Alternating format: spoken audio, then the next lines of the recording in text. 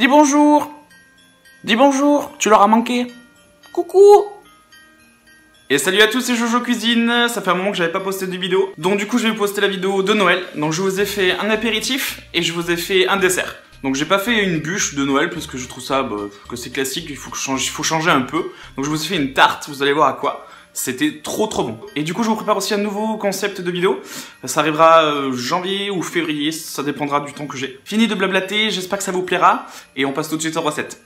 Alors c'est parti pour la première recette. Alors pour cette recette j'ai décidé de réaliser une garniture à mi-chemin entre un pesto et une tapenade. Donc pour cela j'ai eu besoin de 2 pâtes feuilletées, d'un bouquet de basilic, 3 centilitres d'huile d'olive, 30 g de poudre d'amande, une dizaine d'olives vertes, le jus d'un demi-citron vert, du sel et du poivre. Donc vous mettez tous vos ingrédients dans un mixeur.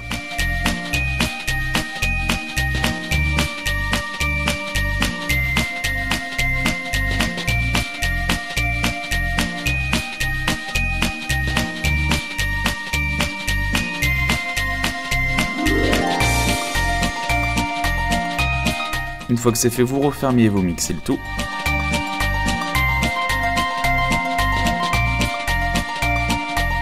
Et vous réservez de côté au frais.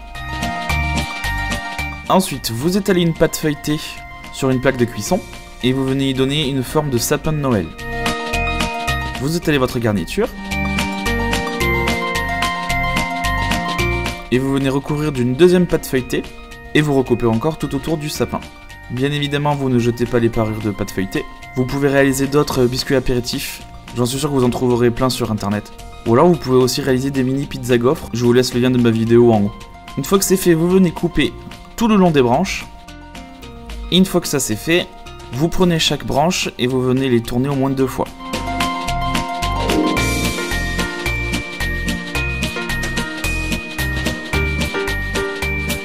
Vous finissez par décorer votre sapin. Et vous enfournez tout ça à 180 degrés pendant 20 à 25 minutes selon la puissance de votre four. Et voilà le résultat. Je trouve que ça fait un super apéritif pour Noël. Et maintenant on passe au dessert. Donc j'ai fait une tarte sans cuisson. Donc pour la base de la tarte j'ai pris 100 g de poudre d'amande, 100 g de différentes noix, 5 cuillères à soupe de sirop d'érable et 150 g de flocons d'avoine. Vous mettez tout ça dans un robot mixeur. Alors bien sûr vous pouvez utiliser n'importe quelle noix, là j'ai utilisé des pécans, des cajous et des amandes, mais vous pouvez utiliser n'importe quelle noix que vous voulez.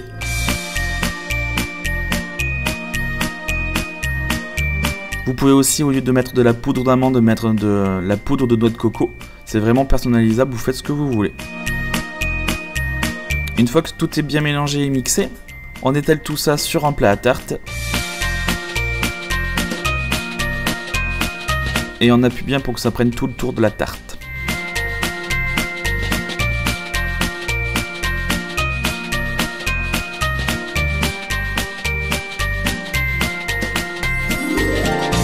Pour le caramel beurre salé, il vous faut 250 g de sucre roux, 240 ml d'eau, 220 ml de crème de soja semi-épaisse, une demi-cuillère à café de sel et 60 g de margarine végétale.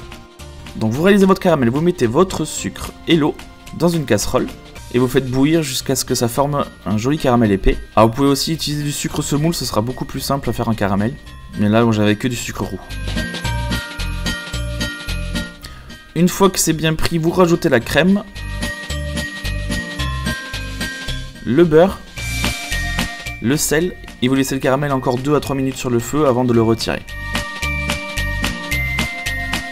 Une fois que le caramel est prêt, vous pouvez le napper sur la tarte. Vous remettez la tarte au frigo et comme ça vous pouvez passer à la partie chocolat. Donc pour notre ganache au chocolat, il nous faudra 2 avocats, 60 g de chocolat non sucré, 120 g de sirop d'érable, 40 g d'huile de coco et une cuillère à café d'extrait de vanille. Toujours aussi simple, vous mettez tous les ingrédients dans le robot mixeur et vous mixez.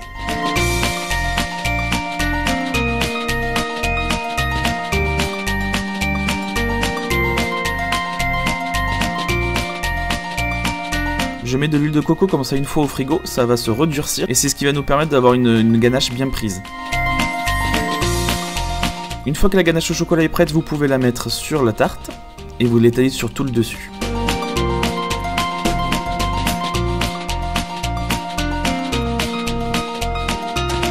Vous remettez tout ça au moins 2 heures au frigo. L'idéal ce serait vraiment une nuit entière, car là je l'ai sortie au bout de 2 heures, j'avais pas la patience pour pouvoir la goûter. Mais bon, il vaut mieux la laisser une nuit entière au frigo, comme ça tout sera bien figé. Et voilà, une super tarte au chocolat caramel beurre salé. Le caramel est encore un peu coulant mais c'est pas du tout dérangeant, c'était vraiment super bon. Et on sent vraiment pas le goût de l'avocat, c'est vraiment pour la texture, c'est vraiment top.